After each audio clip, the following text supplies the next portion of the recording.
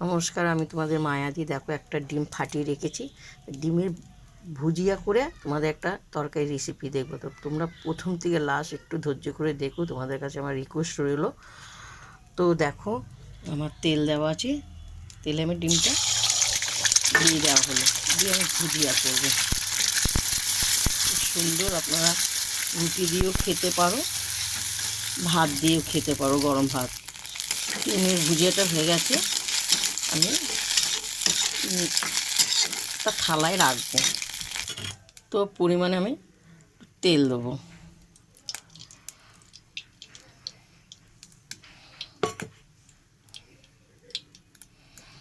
তো এখানে কি কি দেবো ভুজিয়ায় তোমাদেরকে দেখাচ্ছি।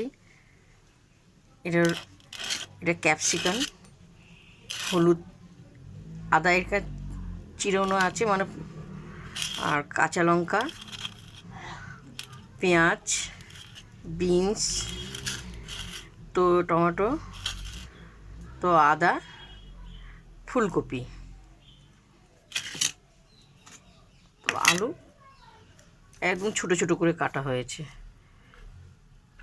তো আমি এখন ফুলকপিটা তেলে দেওয়া হবে,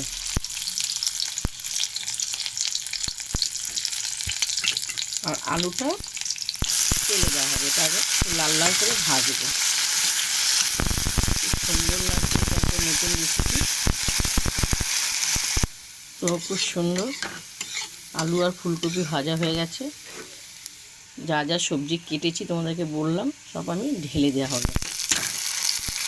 একটা ভালো করে ভাজবো।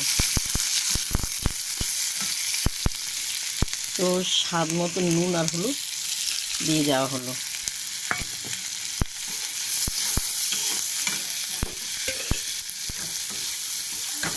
লাল লাল ভাব হবে, গন্ধটা খুব সুন্দর বেরোচ্ছে। তো দেখো, খুব সুন্দর ভাজা ভাজা হয়ে গেছে। তো আমি ডিমের ভুজিয়াগুলো সব ঢেলে দেওয়া হলো সবজির সঙ্গে। কিন্তু আগে তোমরা ডিমের ভুজিয়াটা করে নেবে।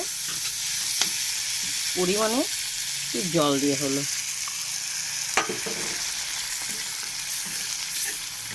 ফুটবে। পরিমাণে 1 চামচ চিনি দেওয়া হলো।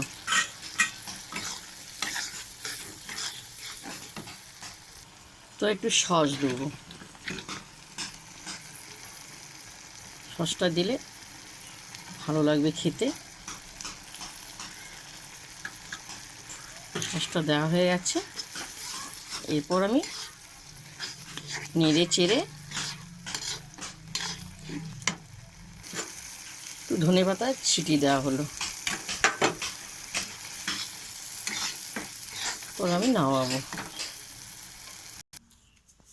ডিমের ভুজিয়া প্রথম থেকে লাস্ট তোমাদেরকে দেখালাম কি কি দিয়েছি। দেখো, খুব সুন্দর হয়েছে তরকারিটা।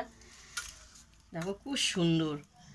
তোমরা ভাত দিয়েও খেতে পারো, রুটি দিয়ে খাবে। কিন্তু দেখো, আমি রুটিটা আগে থেকে তৈরি করে রেখেছি।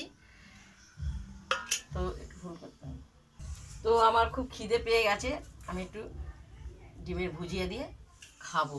কেন এত সুন্দর হয়েছে, সুস্বাদু। তো আমি খাবো। তো একটা রুটি নিলাম,